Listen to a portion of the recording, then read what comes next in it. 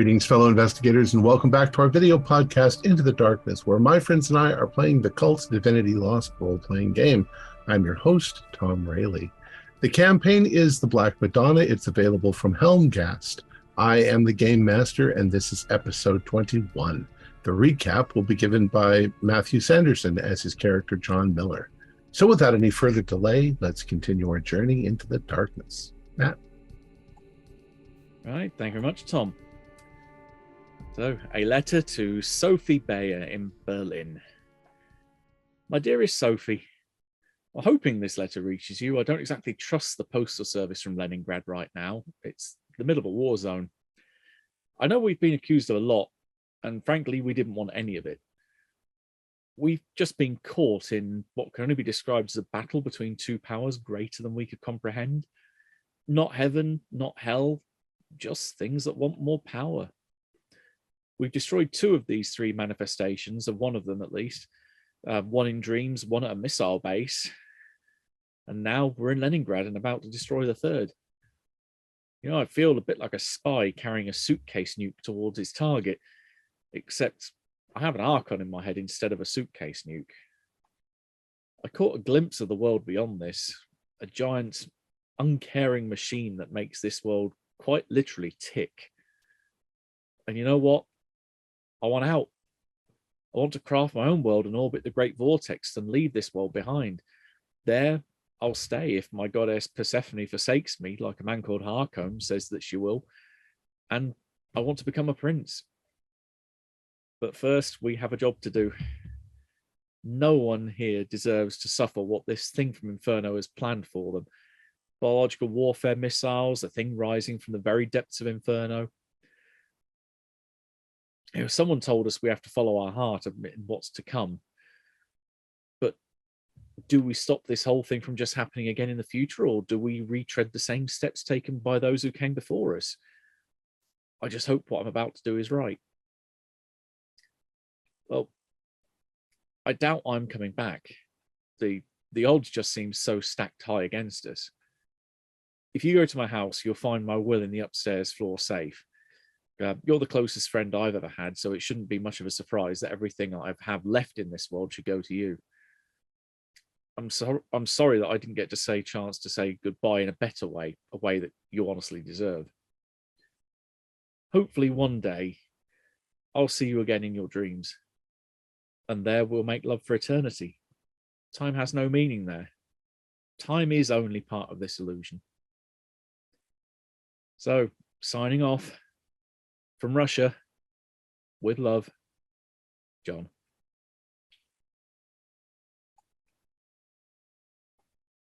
All right. You guys have left the little black church.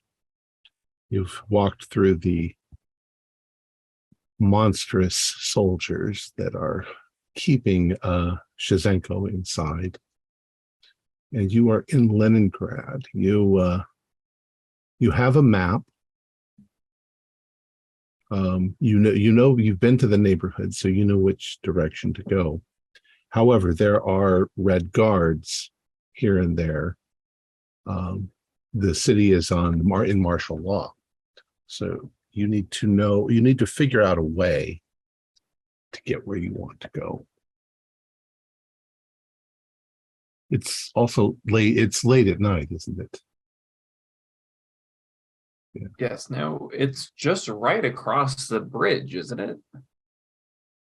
Well, yes, but you're not in where you were. You're not in the heart of the city. You're on the outskirts. Oh.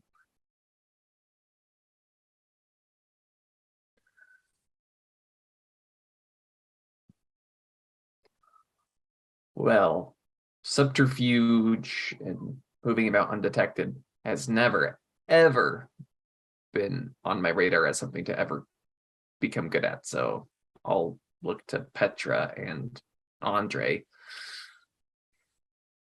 Yeah, Master at Disguise, can you make us all invisible shrubberies? Look like that.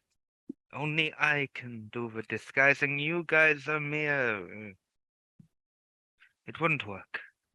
But we can figure out a way. maybe not as good as me, we could do a bit of disguising. But you'll never be masters. Who is allowed to travel at night under the current regulations? How do we get into some kind of official vehicle? It's a good question. I would Can probably we find know out that this. information? Yeah.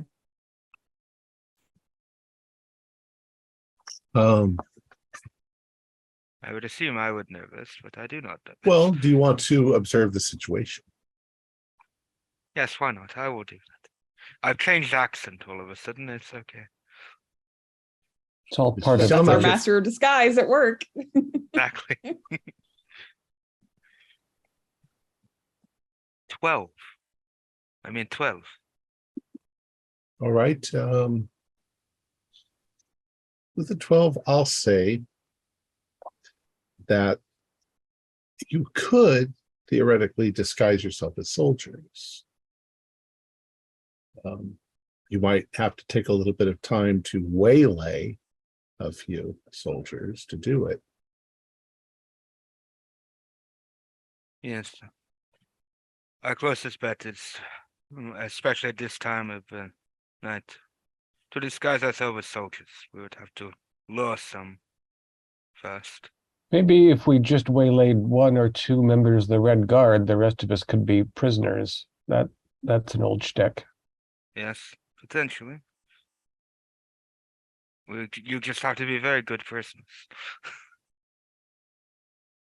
Yeah, and hide the So arms. we don't draw attention to them, or they will start asking questions and possibly prisoner papers, and we do not have papers for prisoners. So if we had time, we could have forged some, but we don't have time.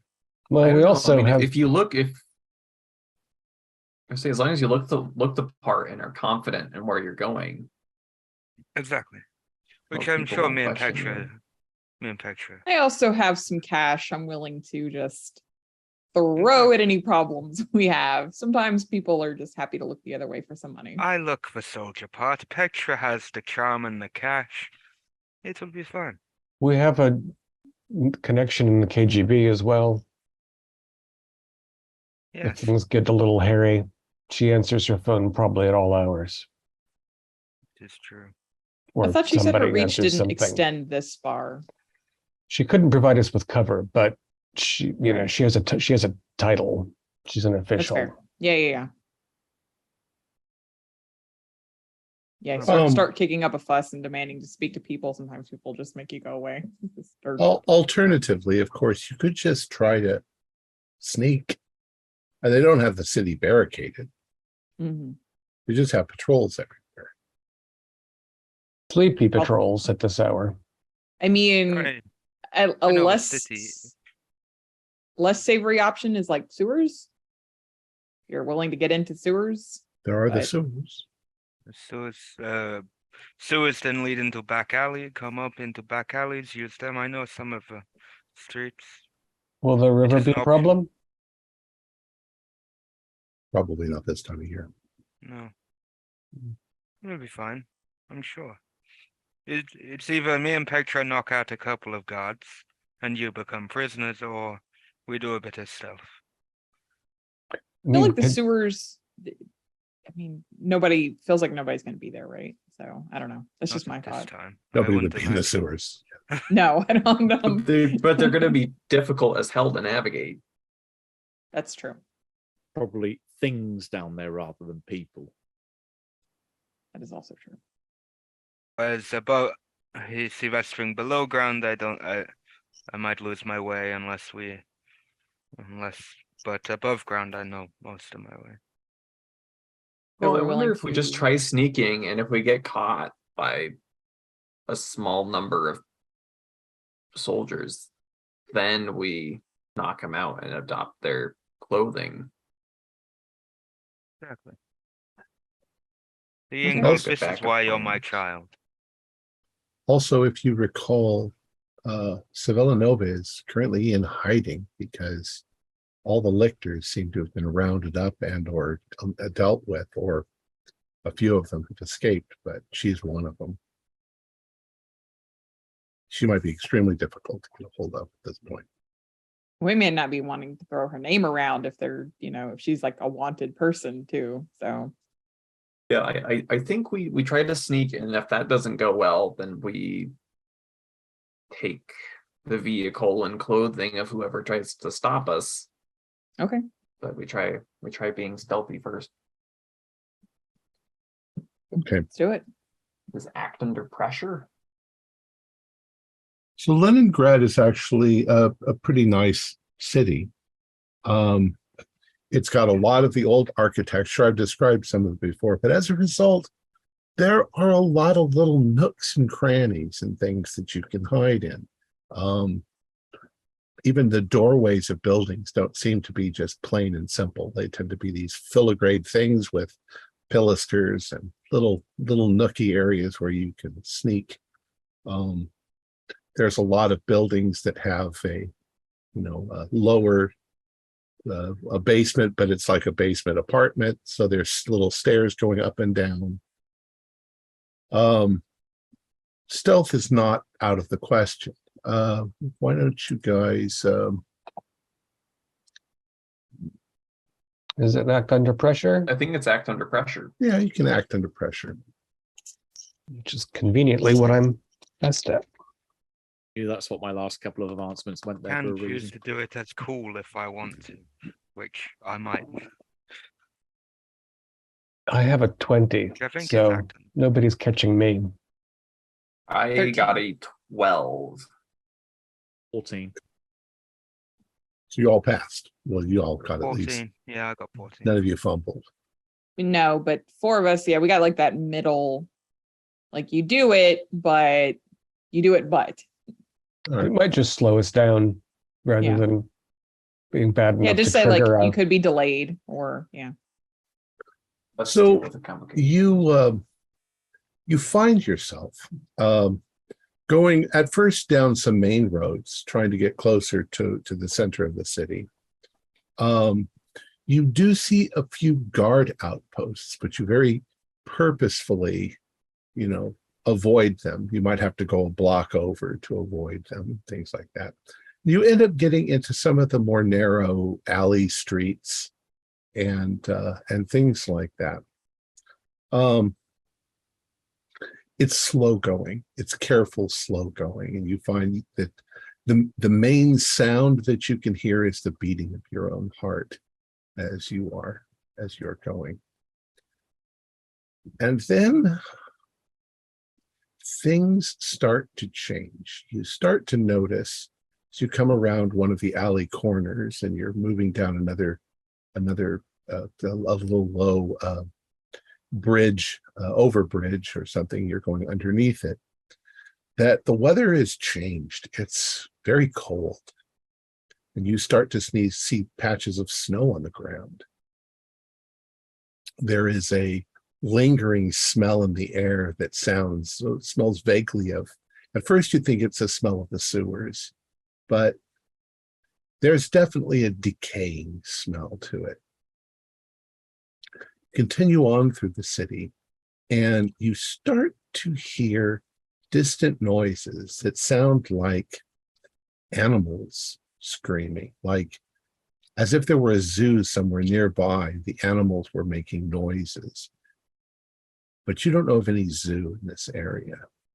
You're now also noticing that there are fewer and fewer guards. There are fewer and fewer soldiers out in this area.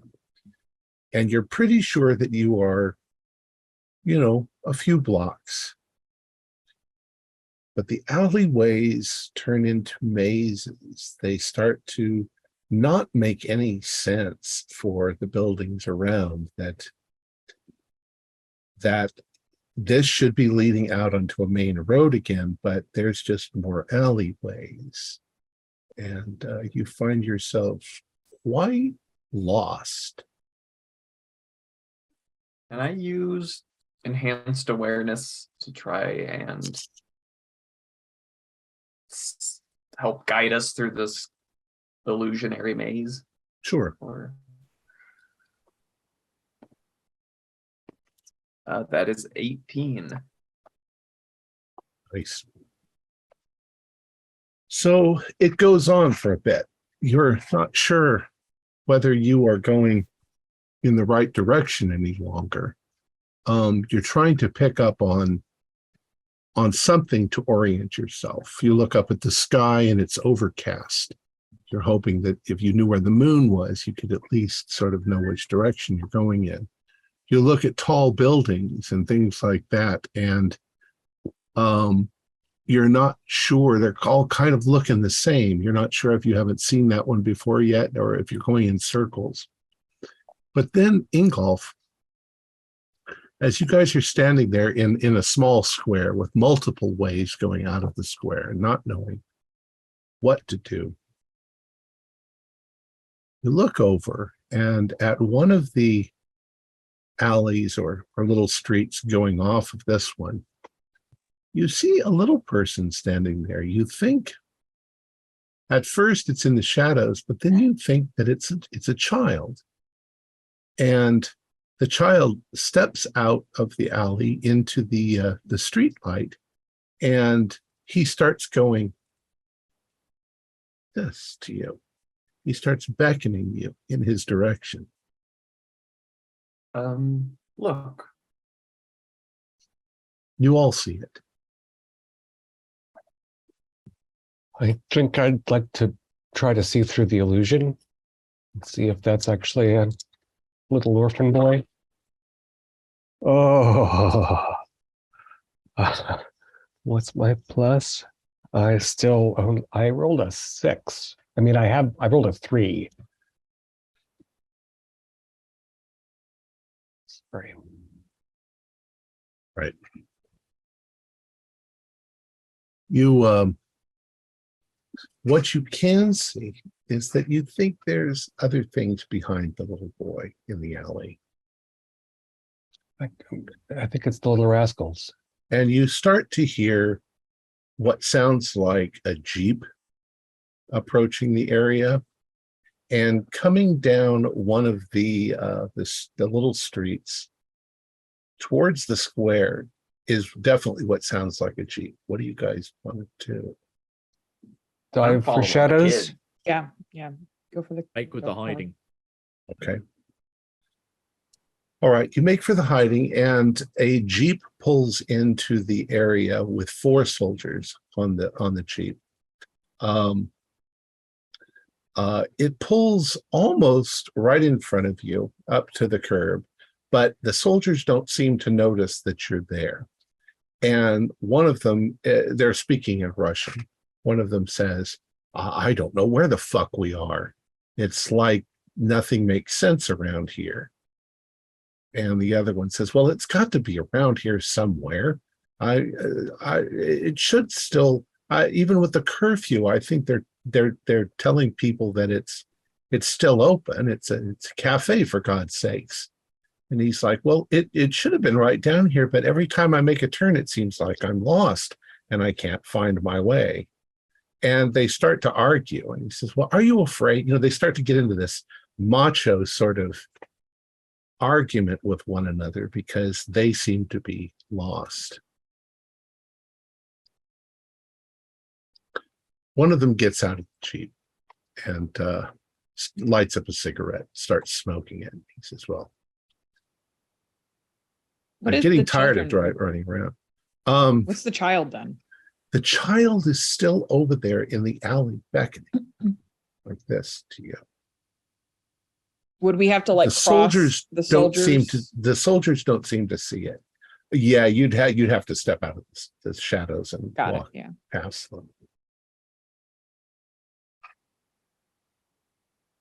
Anyway, they argue with one another for about 5 minutes more. And then it's like, well, we just have to keep trying. Let's just go in that direction. And they climb back in their car and they head out. It's not in the direction where the kid is, but it's just in that direction. And they drive back out. And once again, you are in silence. And then you notice that there are now 3 children, all standing there doing the same thing. It looks like a boy and 2 little girls. I'm going over there. The soldiers didn't see them, So that means they're sent for us. And doesn't that mean that they're bad? Diedrich, the children were gonna be there. Yeah. And besides, we even if it is to lure us somewhere, that's at That's least where we're going. progress. Yeah. It's better than being stuck here useless in this maze. So I'm following the children. All I right. don't want to wait for the soldiers to find us.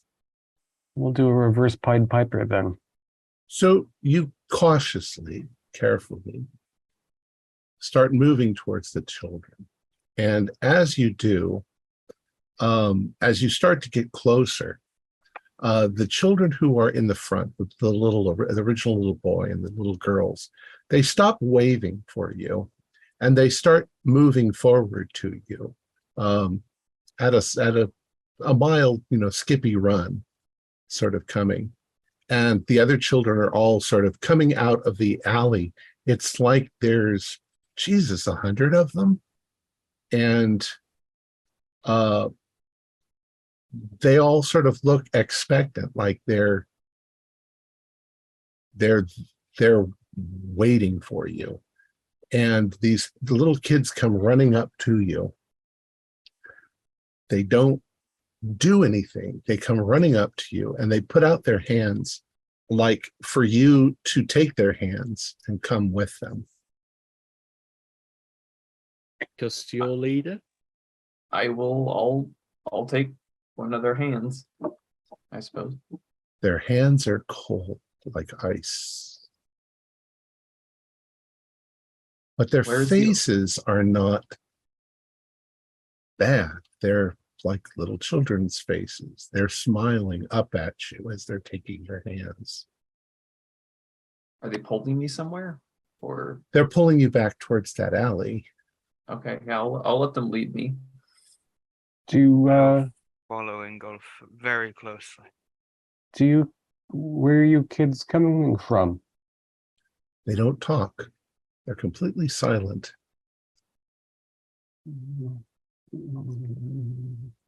I suggest we just follow with caution. Go ahead.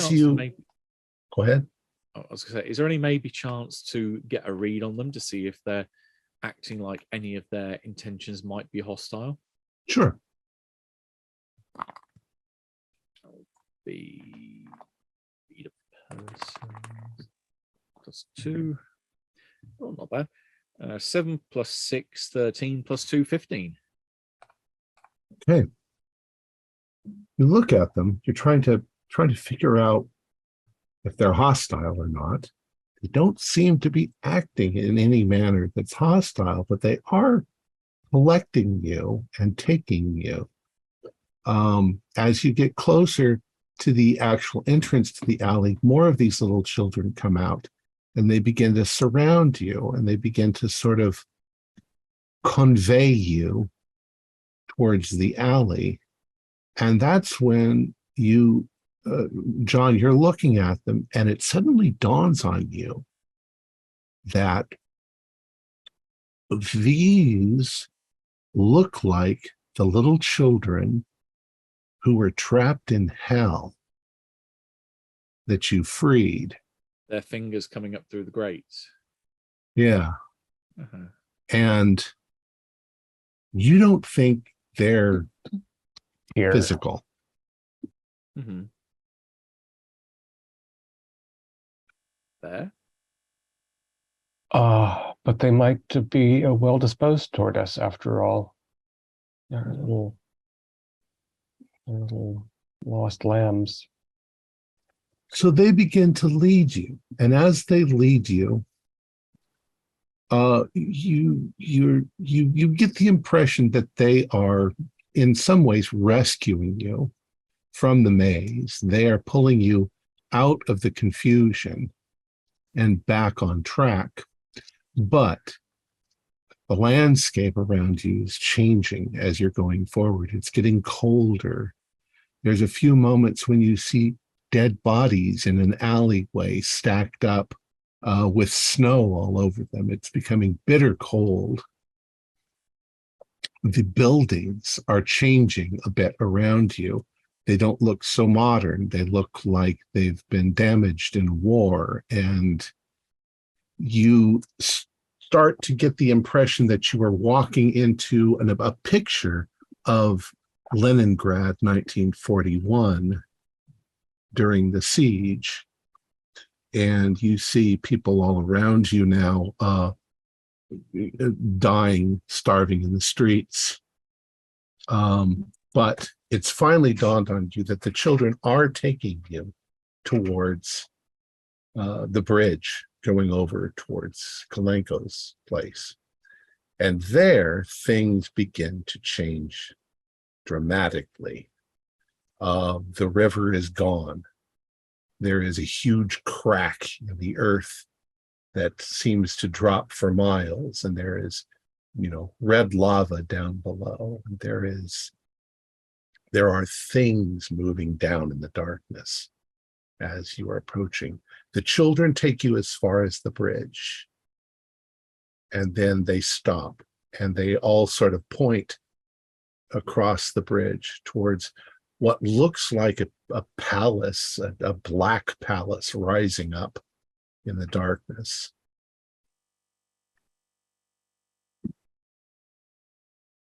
Thanks, kids. Wish I had some ghost candy for you, but I'm fresh out. We'll see you another time, perhaps. Shall we, comrades?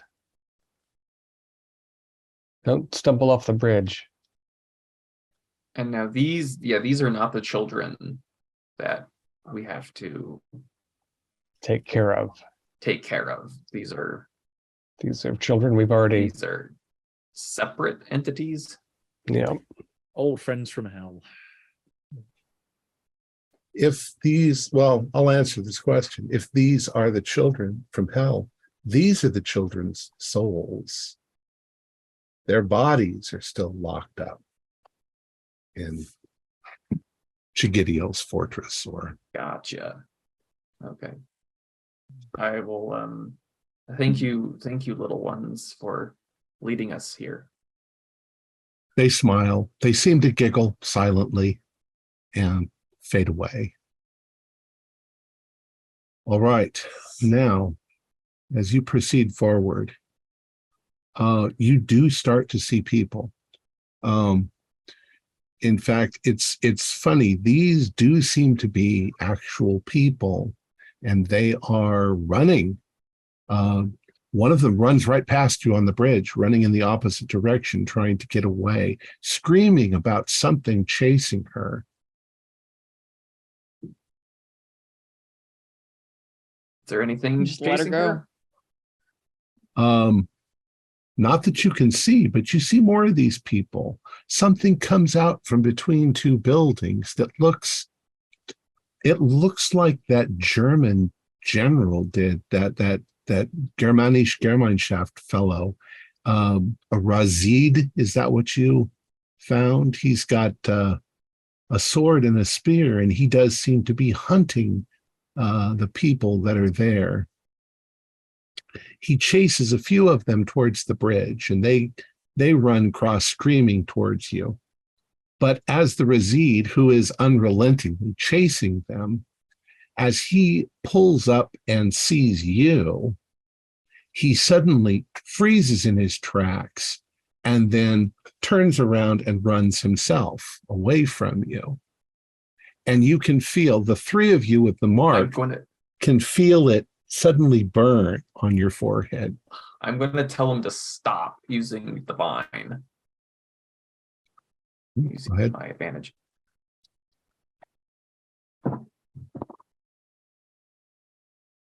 That is a 14. So just shy of complete control over him. But okay. So it suddenly stops in its tracks, but it won't look at you directly. It stops and it says, "What have I to do with any of this? Leave me." Leave me alone. I'm afraid not. Do you think it could take us somewhere? It knows its way around. All the Where's- while, it's trying to get farther and farther away. It seems to be cowering in fear. Yeah, I approach it. Okay, He as said, you do "What are that, you it's holding up its hand like this at you. What are you doing here then?" You said Same as yourself. you. Same as you, servant of Chigitiel. Same as you. Hunting the humans. No, there's something else I have in mind for you. It Lead us- screams in terror as you say that. Lead us inside, and I might let you go. Lead you where? I gesture to the palace. And he gestures at it and he says, "It's there. What do you need me for? Let me go. I have work to do." No, this is more important. Come with me. I want to have him. I want him to walk in front of us as we go. It staggers forward, but as it takes steps towards the citadel, it sort of gets lower and lower to the ground until it's crawling, and whimpering and crying out in terror every time you take a step. That also goes for John and Dietrich. It's looking at the mark on your head.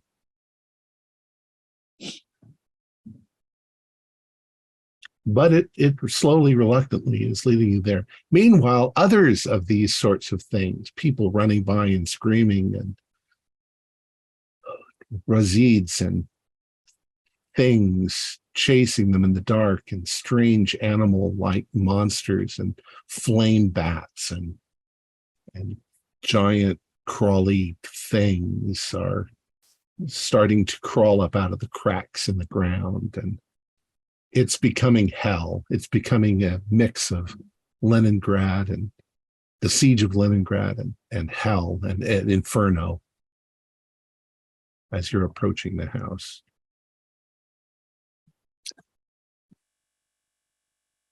You're more or less now in the front yard of Kalenko's orphanage, and you can see that it somehow is morphed into a castle of darkness, and low streams of lava flow down from it into the cracks of the earth.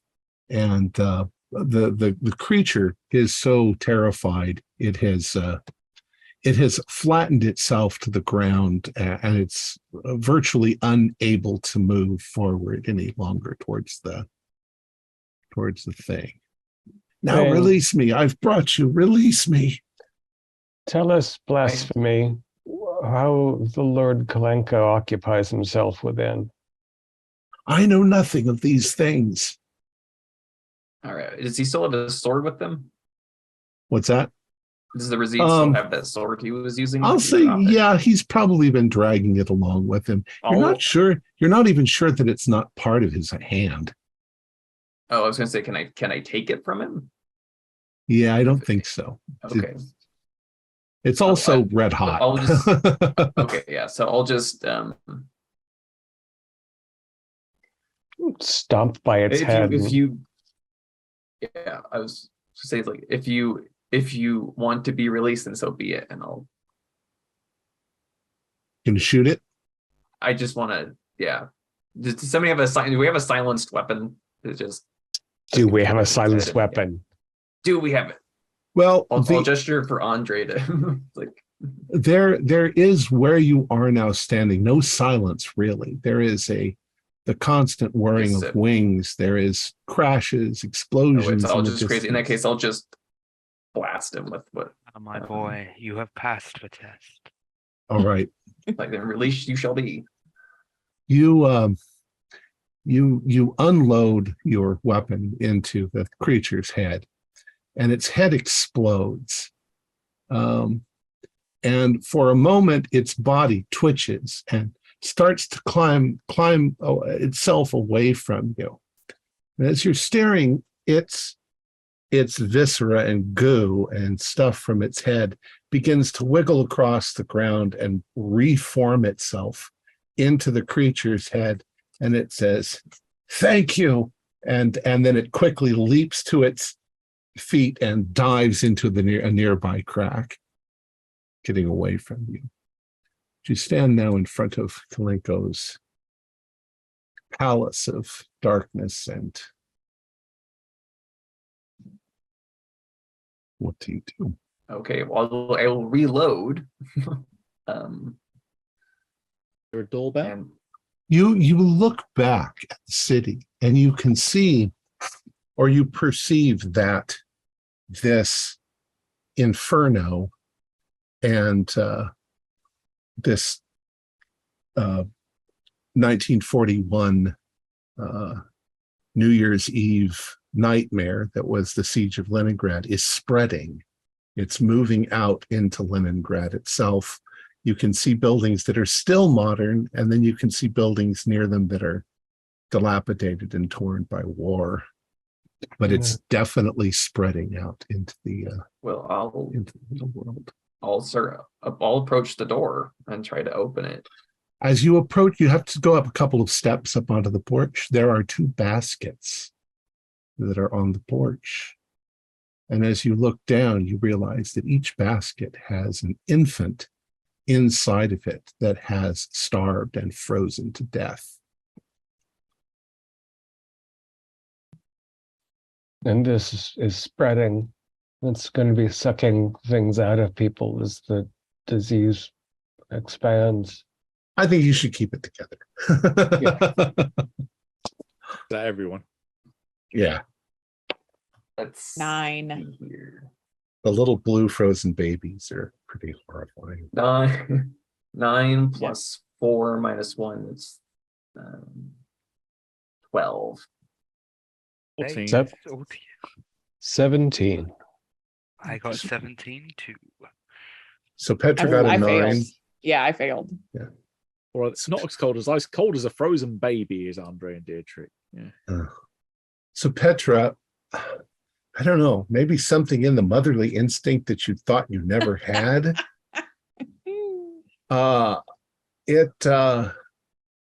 It's becoming too much for you. Somehow your friends Ingolf, John, and Dietrich, they seem to be more, I don't know, it's the fact that they are marked. They're more desperate in this. You're kind of along because you want to help protect them, but it's getting to be too much for you. So I'd say you hesitate, you cower, you're not sure you want to go inside there. If it's this bad out here, Right. what is it like through those doors? I can't do this anymore. You guys go. I can't do this anymore. This is just Where We have made it else so is far. there left to go, Petra? We were so few and so feeble, and this is spreading. If you can't We are take so 2, close. Are you What just if gonna this wait is- out here and let those worms dig into your skin? What? or I just end it here. You know, what if I just end it here? What if I Oh, just Petra. fuck it, just say fuck it all? You know, we're just spiraling out of control. I have had no control over my life in weeks, months. I'm done. This is my act of control right fucking here. wouldn't it be a more satisfying gesture of control to kill the thing that's doing this? And what if we don't? Look at that. Look at all of this shit that we've seen in the last. And so Who knows what's waiting for us? But if you give up now, then it wins. Have We're to gonna sit lose through. anyway. We're going to lose anyway, right? I mean, who If we cares? win or lose, you have to sit. You have to sit through to the end.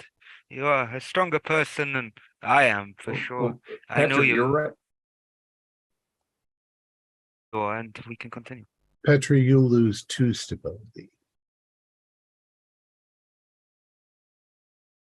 You can see me holding my pistol in my hand, and I am like contemplating it in this moment. Petra, if you're right. put my we hand might on your we gun. might go in there and lose, but that's a might. If you give up here, then we do lose guaranteed. But if we go inside, we have a chance. But this is on my terms, Ingolf. This is me finally taking a little bit of control over my life. Andre, you are helping or hindering, so you're helping. So you can roll that roll.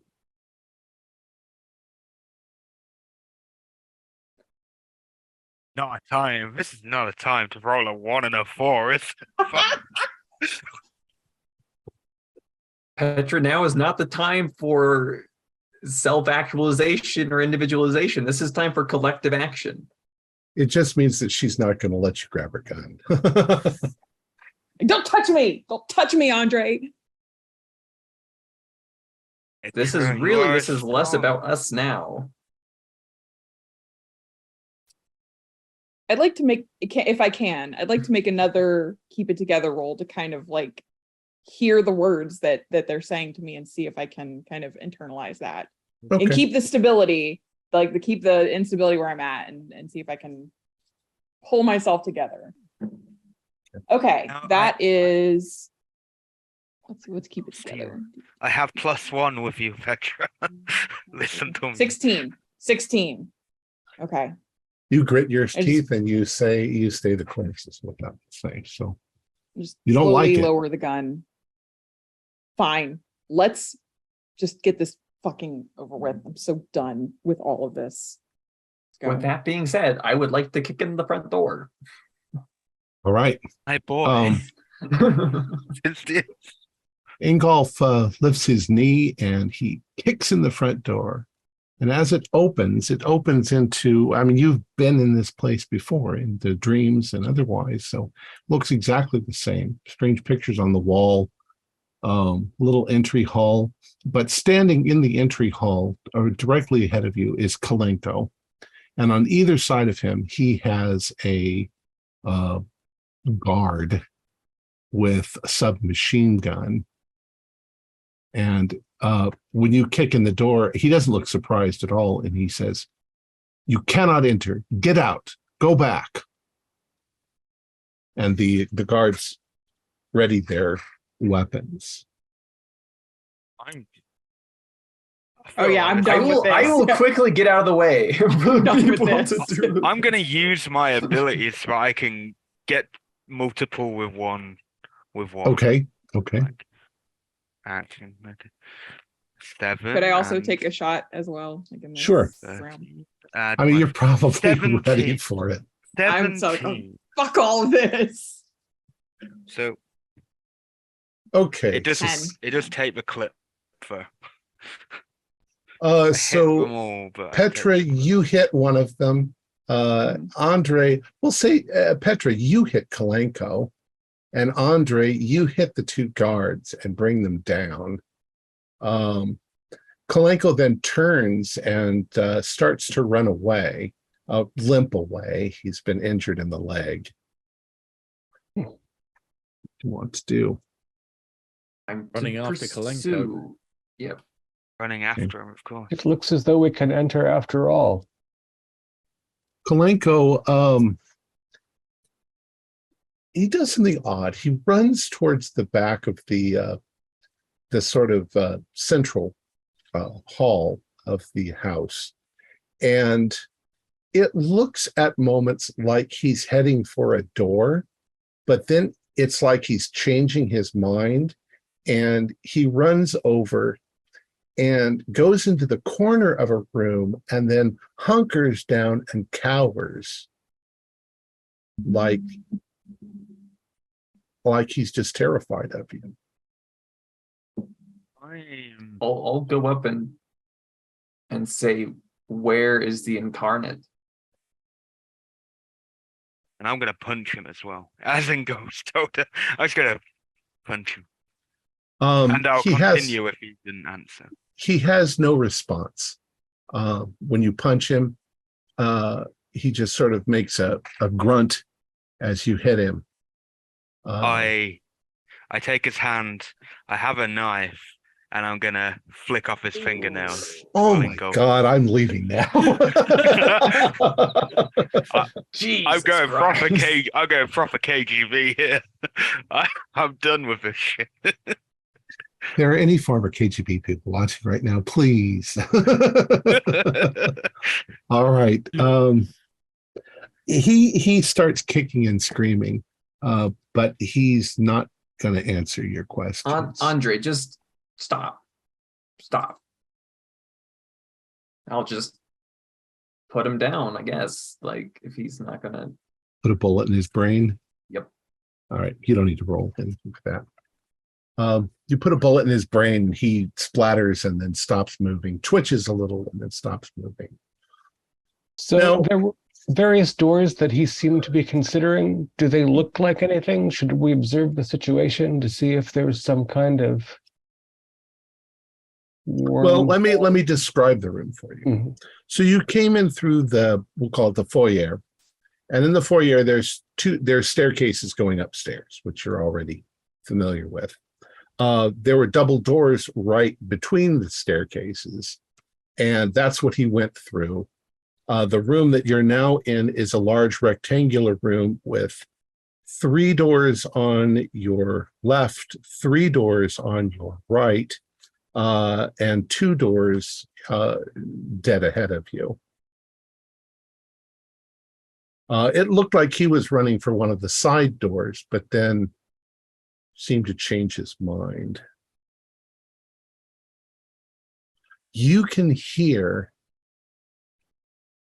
children crying. Now that there's a moment of silence, you can hear children crying everywhere. My guess is that the children are mostly upstairs in horrible cells and that the machinery is downstairs. I don't know which is important to address first. We need to deal with the children so that when we confront the incarnate, he has nowhere to go. If that No makes power sense. to draw upon.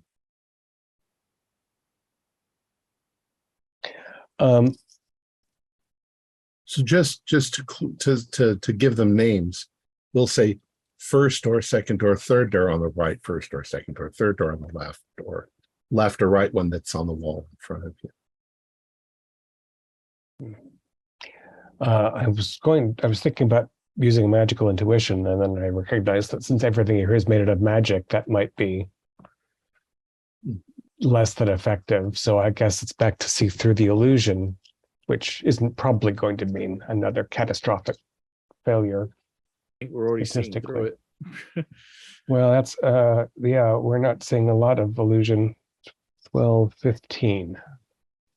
You are on a rickety platform made of corrugated steel, hovering over hell itself, with the very essence of nightmares flowing up in black clouds of smoke. And Really wish I hadn't looked at so many reproductions of Bosch in my former life. Do any of the doors look different than the others? It's all. they all look pretty much the same. Is there a stairwell down from one of them? Yeah, you can't really see through the walls, but the crying of children is coming from the doors all around you. You're not exactly sure from which ones. You haven't seen any stairs going down. You've only seen the stairs back in the hallway going to the second floor. That's where I thought the kids were, but they're all around us. Do we want to? We should at least go in pairs. I don't think anybody should open one of these singly. Should we go clockwise and assume that there's logic in hell? Why not? Why the hell not? Clockwise starting. So it's 1, 2, 3 left, left and right, and 1, 2, 3, or Okay. 3, 2, 1 on the other side. So we might as well go 1L. Okay. Go to the first door on the left.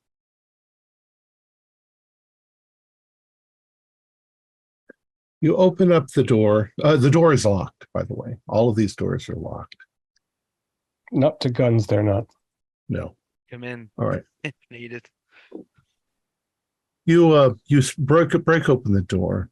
The room it's furnished. It's empty, but it's furnished with a single moldy chaise lounge, and there is a glass display case that is shattered and broken on the ground. There's broken glass and porcelain everywhere. There is an unnerving pattern all over the wall, painted in blood.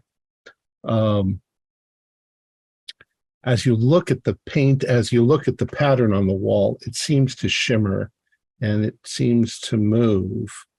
And the crying is coming from in this room. It's dark, but as your eyes sort of focus and you look around, there are 15 children that are all covered in infected wounds. They're sitting in their own filth, and they are chained up. We really should have gotten a few flamethrowers. Go on, Andre, child killer, go ahead. Yeah. Is that what Andre's going to do? He's silent.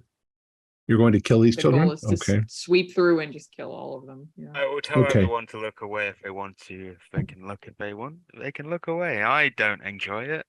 I might even do a keep it together as I'm killing them as well. Andre, when you get up close enough to do the job, you suddenly realize that the pattern on the walls is the same as the pattern in the disease that's all over their bodies. It makes a pattern all over them. Makes your skin itch.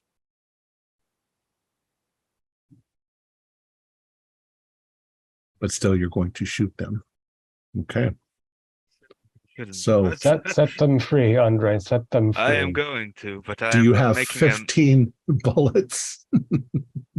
I have other magazines, so I could just reload. Get them to line up in a row and then take very careful aim. That is true.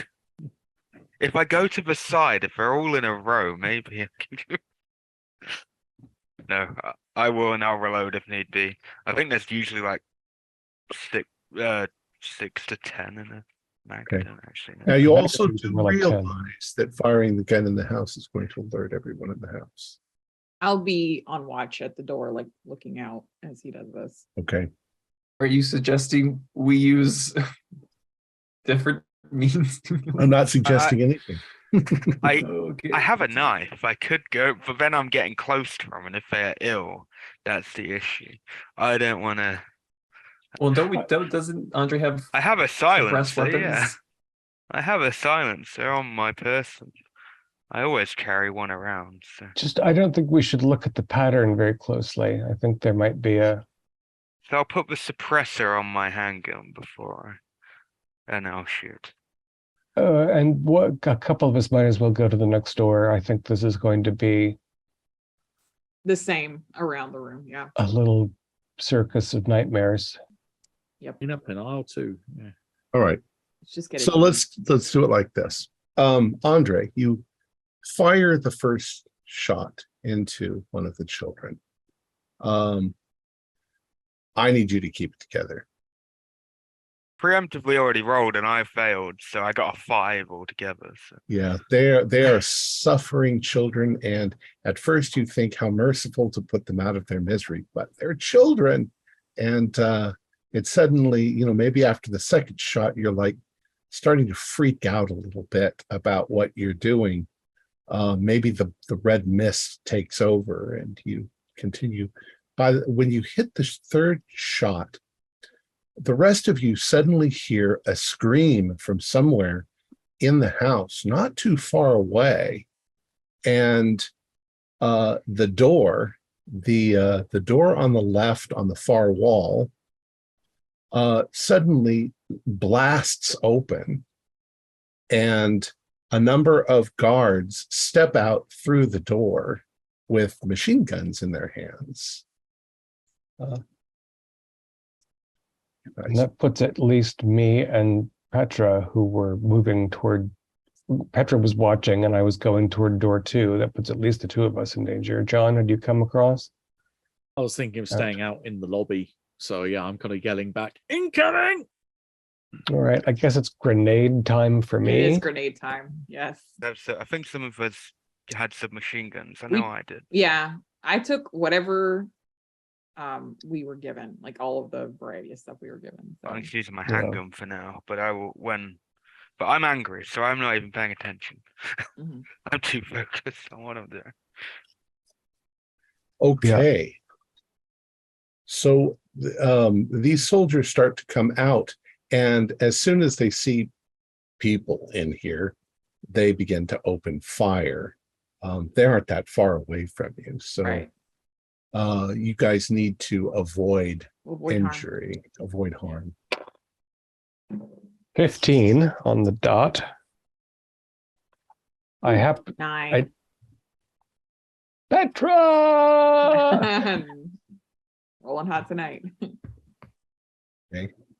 7, 13, 14 from me. I keep rolling 14s just in different combinations. Okay. Ingolf? I think I'm staying back with Andre with the idea to not have anybody be alone in here. Okay, so you were in the room Yes. where Andre is? Okay. John, you were out in the hall? Yeah. Dietrich, you dive for cover. Petra, you're not quite fast enough, and you get hit by a bullet as you try to dive for cover. So you take... Is that 1 wound or however many wounds? Yeah, it's just a regular wound. It's endure injury, but then minus by the harm of the weapon. Right. Okay. What's the harm of the weapon? I don't know what the harm of the weapon is. Is it a submachine gun, you said? Yeah. That Our would be... focused short burst is 2. Yeah, it sprays 2 as well. Or no, focus full auto would be 3. So it's either 2 or 3. It's 2. Then my what is it? Avoid injury, endure injury, 10. Fortitude. Yeah, total of plus roll plus fortitude minus 2. Yeah, so 10. Okay. But you dive behind something, and you're laying on your side, and you're looking up at these very strange looking guards. You're not sure they're entirely alive. But Petra, from your point of view, you see that there is the person who screamed or yelled is actually behind them. And you get a glimpse of him, and he looks like the guy, what do I want to say? The incarnate. Mm. And he's there. yelling, kill them, kill them all. He's here, the incarnate, he's there. All right, so they're going to continue shooting. Andre and Ingolf, you hear the submachine gun suddenly going off in the other room. You've only taken care of 3 kids, but you've got machine gun fire coming. Keep going, Andre. Keep going. Very angry, so I'll probably switch to my submachine gun and just through, because they're making noise. At this point, I don't have to keep suppressed. I'm angry and not focused, so I'm just Andre, gonna spray him. as you, in a spray of gunfire, you do this, you suddenly notice that there's somebody else in the room. There are 3 people in the room. And as you look over into the dark corners of the room, these 3 emerge from the darkness. And it is the 3 Nephrites that you met earlier, the wife and daughters of Kalenko. And as they move forward, they hold up their hands like for you to stop what you're doing. Fuck, I'm gonna do another keep it together just to Okay. see how I will react to this. Ingolf, you Why- see them as well. Yeah, like, and I'll ask him, 18. like, we've met before. Why are you stopping us? So I will stop and look at them, pointing my submachine gun up.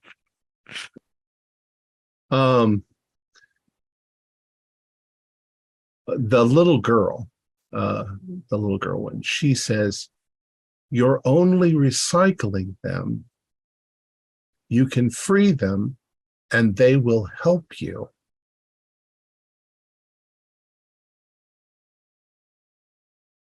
You can free them from their bonds. Yes. Free. And she says, "They are very, very close now." Close to what? There's too much going on to continue the conversation. So what are you guys doing? You guys, you have the opportunity. You can try. You're engaging in combat at this point. I'm not thinking of combat. I'm thinking more Matrix style, running through the lobby in that gunfight scene. Because if Petra's yelled the incarnates down there, that's where I need to be to deliver my suitcase nuke. So I'm going to be running, bouncing off whatever I can. My plan is using coolness to get there without actually engaging in combat. I have a sole objective, and it's to get to him. Okay. And you are running directly at the soldiers. Trying to go around them. Okay. How many of these guards emerged? There are 6 of them. Okay. So if you can reduce their numbers in some way. Yeah, having survived the first volley, being grateful, I guess, apparently that there are pillars or potted plants or something in this room. You think about the Matrix, they had a lot of pillars in that lobby. Very convenient pillars. Yeah, so I hope that John will be mindful of our last combat and realize that I'm more likely to use a grenade than a pistol against a group of foes, and I'm going to pull and toss. Okay. That's the 10 and 3, 13. Okay. Your grenade goes right between some of their legs on the floor, and then there is John, you see it, so does Petra. Andre and Ingolf, you're in the other room. There is suddenly a blast, and the 6 guards go flying in different directions. Part of the door is damaged, part of the fireplace on the other side of the room is smashed. But you guys all come out of it uninjured. And now the doorway is wide open. It's there. So John, you're still heading for it, or you're getting up and running for it? All right. So what happens is this, John, you run into the room. The room is a library. But most of the shelves don't have books on them. Some do. You can tell it's a library. It's set up like a library. Most of the shelves have the rotting and decaying skulls of little children all over them, hundreds of them. And at the other end of the room, the incarnate stands there. He looks like the other incarnates. And he laughs at you and says, "There's nothing that you can do." It's not me that's going to do anything. Go. And when you say that, when you say that, suddenly the statue of Bina is in the room, like like the obelisk from 2001.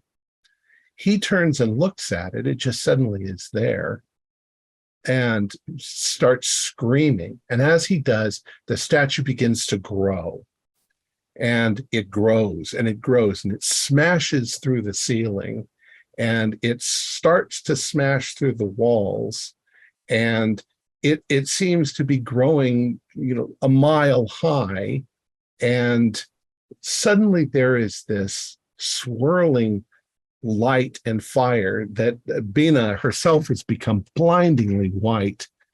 And the incarnate has also grown and ripped through his flesh. And he is like this dark cloud of glowing evil.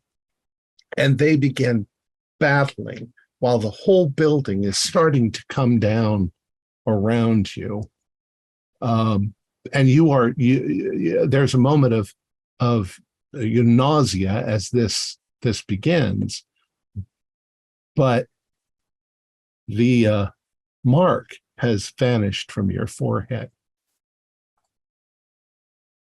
You will be, you have actually, everybody has to avoid injury again because it's damaging the house. 15. Wow. 13. 15 as well. All right. So you guys are kind of scrambling. Andre and Ingolf, what are you guys doing? We have to make sure none of the children get out. Yes. We have to make sure they all go down with the ship, so to speak. So what are you doing? I'm scrambling as best as I can to the front door, and then to wait there and make sure that okay. As you nobody who's not the five of us gets out. Ingolf, as you approach the front door and you look out, to coin a phrase, all hell seems to be breaking loose. Cracks are forming in the earth. Things are crawling out of them. Armies of these undead-like soldiers are marching towards the building. And as they're doing this, suddenly you see the three Nephrites. The three Nephrites somehow move past you into the front of the building. And they stand there holding off the monsters coming towards the house, using whatever means they can. They're attacking the monsters. And they're yelling back at you, "Free the children, free the children." It's the source of his power. Right. Okay. I will turn around and start doing that. Yeah. Okay. Haven't you shot all the children in this room? This room, yes, but there are other rooms. Okay. There are other rooms. The rest of you can hear this. You're not unaware of things going on. There are monsters by the thousands heading in the direction of this building. The whole thing is crumbling around you. I assume you're going to go from door to door then and do your best. Yeah, I'm going to start across the hall now that we know more. You open the doors, and in each room there are horrors unimaginable. There are children that have been abused and misused and murdered and tied to one another, and some of the children are still alive and they're starving and they're naked and they're covered in wounds and they've been tortured in every possible imaginable horror.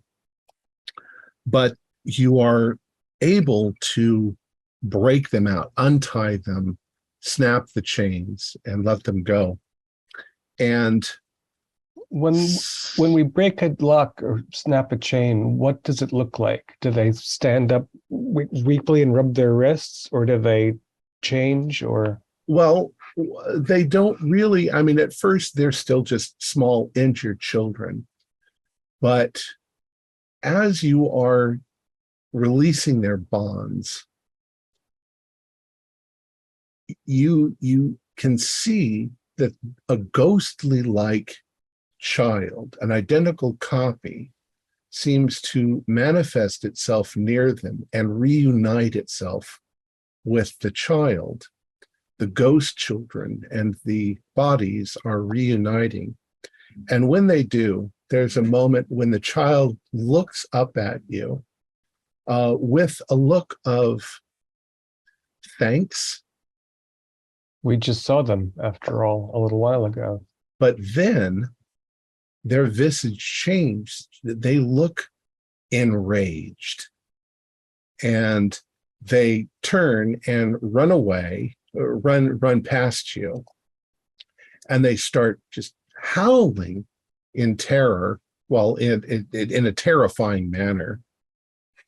And they all seem to be going out the front door. And as they're going out the front door, you see them engage in the monsters and start tearing the monsters limb from limb, as if they were little supermen. They seem to be extremely strong. Meanwhile, the house is coming down, and you can feel the entire structure ground underneath you shift and begin to sink into that hole going towards hell. You can see the citadel rising up out of Inferno, and Bina, you can see her. She is smashing the tower with her fists, and great chunks of it are breaking loose. And at some point, you see her sort of grab the incarnate and fling him down. And it looks like he's flung like right out of the building and into the front yard. And she continues tearing down the citadel of Chigidiel.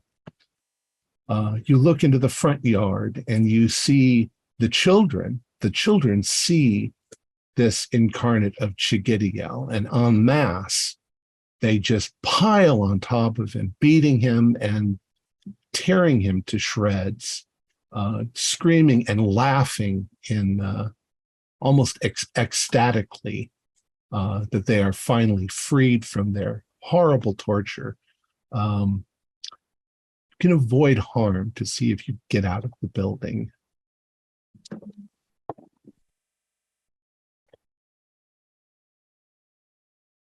Oh, I only got 9, so no. 14. 17 plus 20. I will be right next to Ingolfer, and I would even Okay. if I thought he was gonna be left behind, I would try to get him out. And I got a John, 17. how did you do?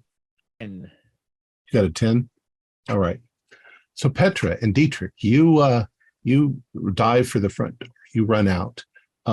Planks and boards and stuff come crashing down. Fire starts. The building starts to burn. Some large beams fall on Andre and Ingolf and pin them to the ground. And John is somewhat injured by falling stuff, but he's like on the threshold of the door. But you can see Andre and Ingolf pinned there. What do you guys want to do? Run to help them. Yeah, pull them Try to out. get them out. Yeah. Okay, go ahead and We do know the we've help. got left As behind. well because of my role. So Ingolf's probably What is it we roll? left. Help or hinder. Help. What's the bonus you add to that? You use the same stats that the person you are trying to help is using, I see. and then I you see. compare it against a chart at the back of the player move section. So if you get 9 is you're going to interfere, 10 to 14 is help or hinder by +1 or -1, depending on which, and 15 plus is potentially +2 or -2. Yeah. I just I get in don't- the way. I rolled a 6 base, and I don't think any of my bonuses are going to Okay. raise that up. Are we Here's trying to endure injury or avoid harm?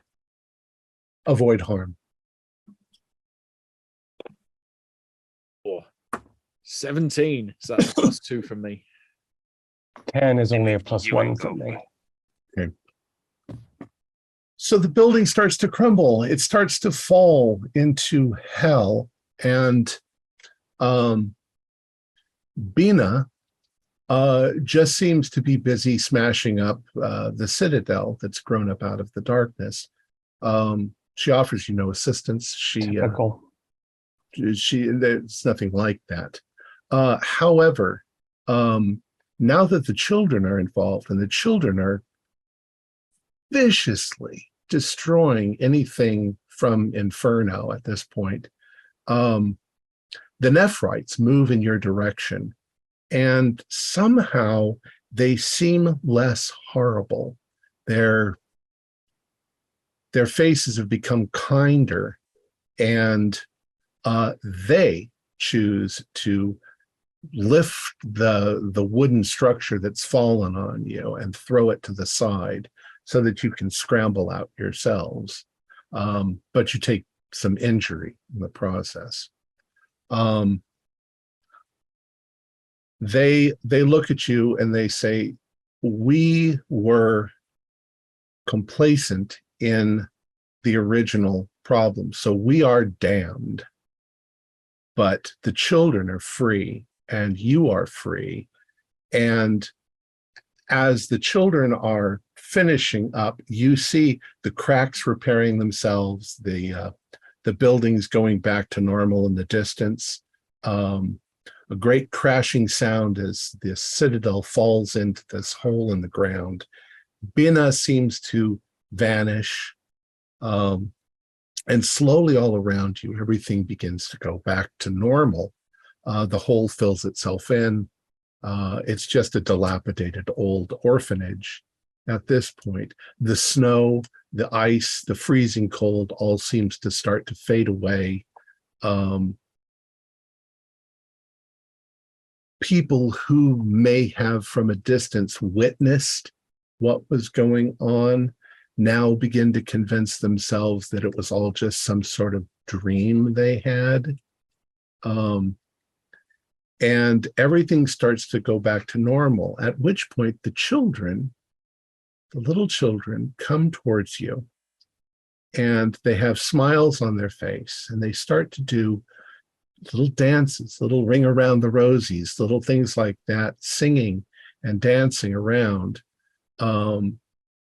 Obviously happy that you freed them. And then you can all see this, the sky, little, well, not so little, holes start to appear in the sky. And from each hole, a gigantic mechanical hook starts coming down towards all of you. The hook, one of the hooks grabs one of the little children and starts to lift him off the ground. But as it does, as it gets him maybe 20, 30, 40 feet in the air, the little child throws his arms back, and from his eyes and from his mouth come beams of white light. Excuse me. And he somehow turns in the air and smashes the hook. You see the hook break into pieces and fall like great pieces of metal hitting the ground and vanishing as they do, one by one, and then groups of them, the children, all start to do this. They become white like light, and they smash the hooks, and then they all throw their arms out and they ascend into the sky with a great thunderclap, and they're gone. And they leave you back in what is a mess. We still itch, or is that No, finally gone? all of your disease, all of your itching is gone. The marks of Chigidiel that were on your foreheads are gone. You feel as if whatever it was, you have been freed from it. They're still Probably there's just still a matter wanted of for us- murder. Yes. so There's this little matter of epilogue. We'll do an epilogue.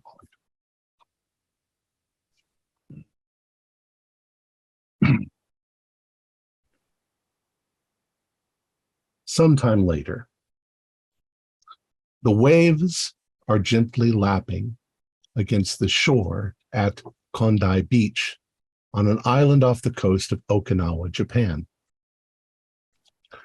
The sun is setting, and the evening light colors the sea crimson. A few couples are sitting on blankets along the beach, taking in the beautiful scenery.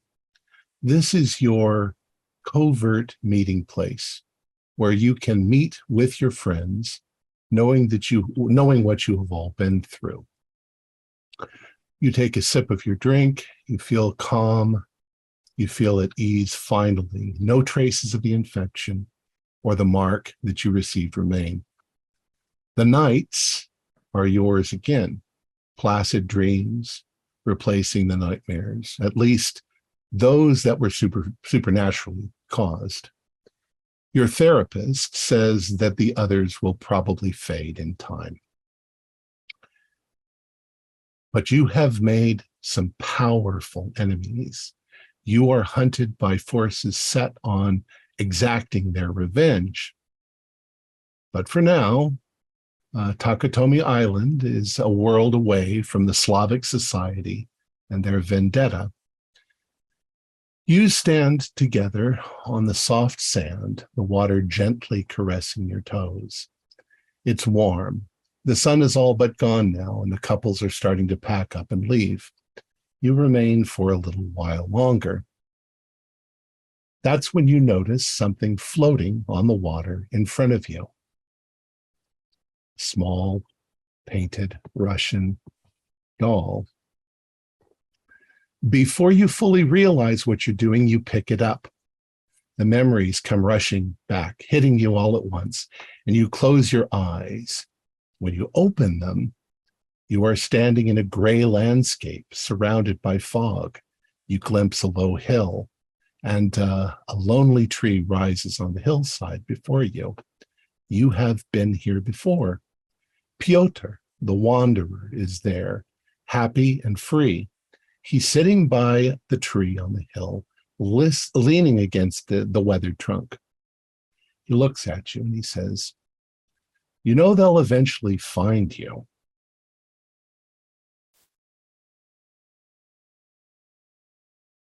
What if I told you that you could stay here, that together we could rebuild the empty city? John knows what I'm talking about. We could create a whole new world here, a world that never ends. Or if you so choose, you can go back into Elysium and live out your days. Maybe you are tired of all this. Maybe you aren't. What will it be? He stretches out his hand to offer it to you. What do you do? I've wanted to be a dream prince for a long, long time because I want to throw this whole world behind me. I take his hand. Okay. How about the rest of you? I've got my hand on John's shoulder I think John didn't even listen to all of Piotr's speech before he began to walk toward him. I'm like, sure, I'll get on that train. Yep, there's no reason for me to go back. There's nothing left for me there. Petra and Andre. I'll take his hand. Okay. And Andre? He does not. I'm sorry, say it again. He doesn't take the hand. You're not going to take his hand. Okay. So the four of you, you take his hand and you start walking. The fog envelops you. You feel excited and elated.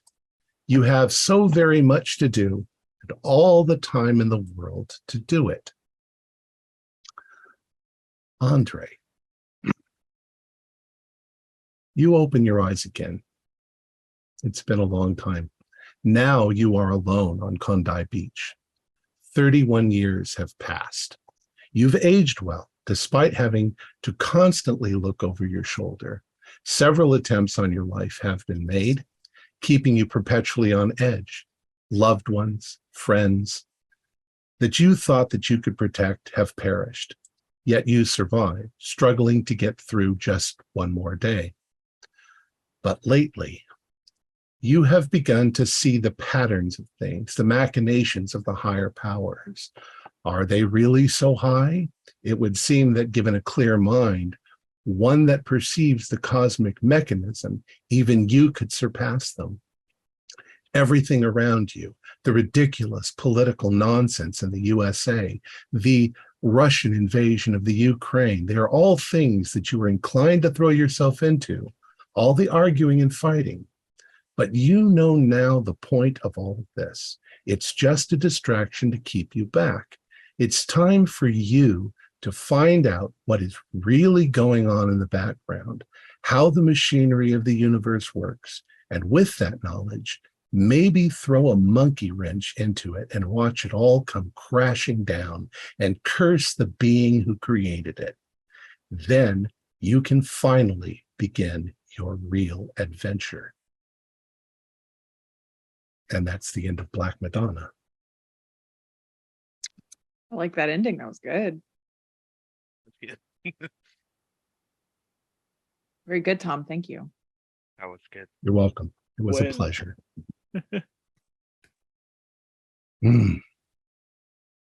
And now sanity points.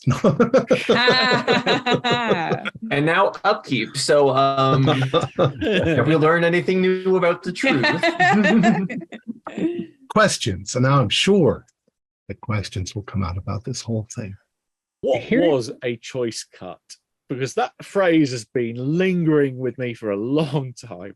That makes me extremely happy because the whole hook thing I made up on the spot. I just thought it would be so creepy, especially the image that, you know, you go to church, you have a funeral, and God comes and takes you to heaven, except that God's a giant hook that reaches down and grabs you and puts you into the recycling machine. So the whole hook imagery, I came up with that. And the whole choice cut just was the nail in the coffin to make it really creepy.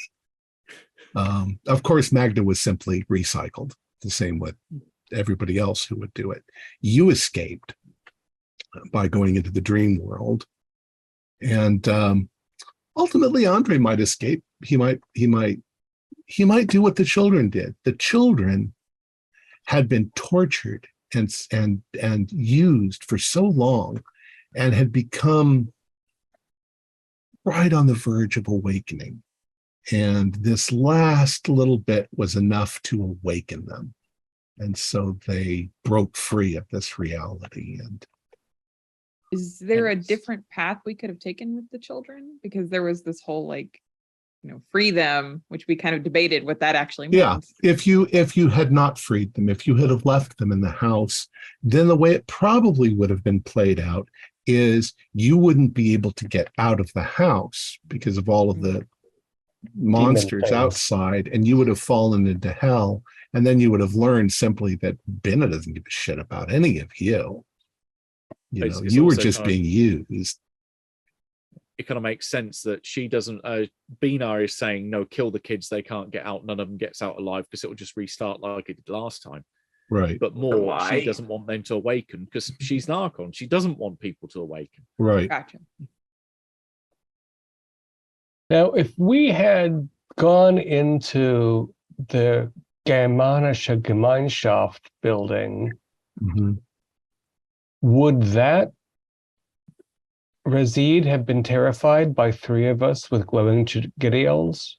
Or are we too far off our base of would he have just gunned us down? I forget what his name is now off the top of my head, but he was a servant of Chigidiel, and he was put in place because of all of Chigidiel's little machinations. However, Razids and Nephrites don't love Chigidiel. They hate him. So at the same time that he was put into that position, he thought, well, I'll be a rather clever Razid, and I will build my own little empire. So he was actually really afraid that Chigidiel would figure out what he was doing. So if you went in there with the mark, he would have probably freaked out. You know, he would have immediately tried to kill you. He was a reluctant servant of Chigidiel. That's the best way to describe him. But he had his own. The whole thing with the Gemeinschaft was kind of his machinations, trying to gain power. So going in and scaring the hell out of Ernst Vogel would not have actually helped us particularly. It just might have gotten us a lot destabilized. It would have earlier. it would have gotten you. I mean, you might have found out more information about Slava earlier if you'd have gone in there. That's really the only reason that part of the campaign is in there, is so that you guys make the connection. Thinking of other people that might have been a problem if we ran across them. Arkham, is he just purely a distraction or red herring? Or He's in there. He's an important. He's touted as an important character, but I think that he's just an outsider. That's a death magician. He's a magician. He's a death magician, and he's a magician of time and space. But he's just for himself, you know. Yeah, I'm not sure he was even necessary in the story. I suppose we could have potentially annoyed him, but then I think the metaphor I used was just, ships pass. Yeah. That was the best way to kind of not ignore him, but just acknowledge he's going in his own way. It almost feels like he's in there for if your players decide to not go with Piotr, and then you continue on with those characters. Yeah, I don't know why he's in there. He's interesting. I think maybe that's why. It's because it's a cult one, and the cult usually has characters that suddenly seem to be not on any one side, but they are on their own side. So maybe he's on his way towards awakening, but he's going the long route. No. A lot of it is aesthetic, after all. Yeah. A lot of it's historic and a lot of it's aesthetic. So there were 8 doors out of that room in the Citadel. Was there another horrible situation for It was pretty all much of them? horrible children and various numbers being tied up and tortured in each room. Right. Upstairs, downstairs. Yeah. With a lot of aesthetic specificity. Which I one thing I thought was really funny is that Pagodin, the incarnate, is in room number 3. And it's like, really? We're not going to make the people go through the whole house to try to find him? That's why I think I said earlier on, why are they giving me all of these rooms with all of these details when because we love nobody's going to go? Phone numbers. I was tempted to say go for door 3 because he is the 3rd incarnate. But maybe that's why they did it. They wanted what's behind door number 3? The Monty Hall paradox to come into play. Yeah. You choose one door, and then we'll reveal to you what door does not have the incarnate behind it now. Do you choose a different door? Now, the things I've brought up that I thought were quite difficult at this was it did really seem like, especially the Gemeinschaft, it's like you infiltrate the building to find out which building you have to infiltrate next. And a lot of it was written like that, So I was like, really? Can't we come up with something better? Yeah, it's with older. I mean, this is an older right RPG game, right? Like there's not that. I mean, having run Massive Nyarlathotep for the channel, that's an older campaign where it's like once you do the first scenario, you kind of figure out what the blueprint is for the rest of them. Right. They just have one idea and they just still, it was an interesting story. It's the same. I imposed a lot of my own knowledge, being Greek Orthodox, into the religious aspects of it, which the way that the book is written, I don't think they knew what they were doing. I mean, at least religiously, because they had everything set up like a Catholic church. And I'm like, we don't have statues in our churches. Why do you have all these statues in the churches? And I was like, these are Russian Orthodox. They're like, sometimes they're ultra conservative as far as the way they do things in the church. All the icons must be Byzantine. All of the, it's kind of funny. But yeah, I thought it was fun. I hope you enjoyed it. I did. Thank you very much. We did. I've been waiting was a 16 bit- years to play that, so thank you. It was a very, very moody time, which I think is what Cult is all about anyway. Yeah. Yeah, Well, and set pieces, eerie, creepy, interesting set pieces of various kinds. Lots of child Experience. Lots of child. damage to child yeah, stuff. and going just as all out as they can on the it's horrible.